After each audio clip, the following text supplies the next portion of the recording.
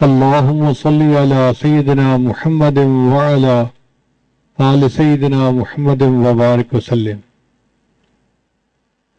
یہ درود شریف تو بہت ہی برکتوں کا باعث ہے۔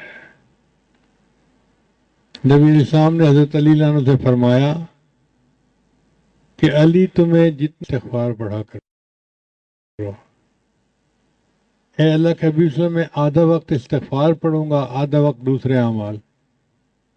فرمایا اور درود شریف پڑھو گے تو اور فائدہ ہوگا۔ اے اللہ کے حبیب صلی اللہ علیہ وسلم، میں 3 حصے درود شریف پڑھوں گا، 1 حصہ دوسرے اعمال۔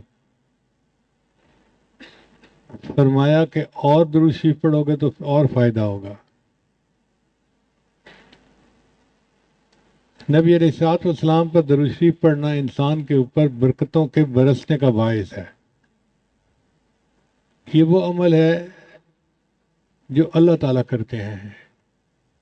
ان اللہ و ملائکتہ یصلون علی النبی، اللہ اور اس کے فرشتے اپنے محبوب پہ رحمتیں برساتے ہیں۔ ہم اپنے الفاظ میں کہہ سکتے ہیں کہ درود شریف پڑھتے ہیں۔ ہمیں حکم ہوا یا ایھا الذین آمنوا، اے ایمان والو، صلو علیہ وسلموا تسلیما، تم بھی میرے محبوب کے اوپر صلاۃ و سلام پڑھو۔ بعض لوگوں کو میرے پاس آتے ہیں، عادت ہوتی ہے، حضرت میں 50,000 دفعہ درود شریف پڑھتا ہوں۔